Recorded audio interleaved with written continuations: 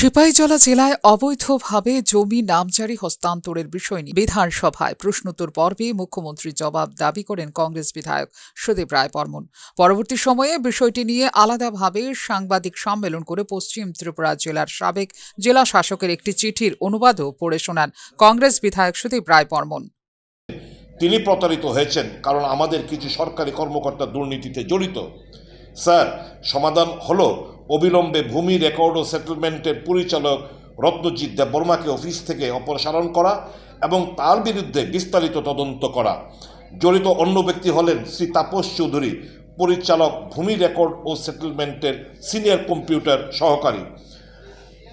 অধিদপ্তরে তিনি 3 বছরের বেশি সময় ধরে কর্মরত কর্মীদের প্রতিস্থাপন করা প্রয়োজন।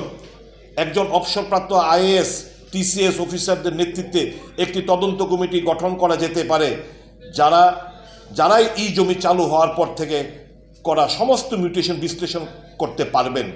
আপলোড করা নথির মাধ্যমে মিউটেশন ম্যান্ডেটরি পরীক্ষা করতে হবে এবং কোনো অসঙ্গতি থাকলে মাঠ পরিদর্শন করতে হবে এবং সংশ্লিষ্ট সকলের বিরুদ্ধে ব্যবস্থা নিতে হবে। মহাশয়, সাধারণ মানুষকে স্বস্তি দিতে এবং পরিষ্কার প্রশাসন নিশ্চিত করার জন্য রত্নজিৎ দেব এবং তাপস চৌধুরী SCA কম্পিউটার যে অবিলম্বে অপসারণ করা উচিত এবং ভূমি রেকর্ড কারসাজির ক্ষেত্রে তাদের ভূমিকা বিষয়ে তদন্ত করা উচিত। GAPNT থেকে চার্জশিটটি বিবেচনা করা যেতে পারে। সিপাহীজলার ডিএম এবং কালেক্টর চার্জশিট তৈরিতে প্রয়োজনীয় সকল সহায়তা প্রদান করবেন, ডিএম লিখছে।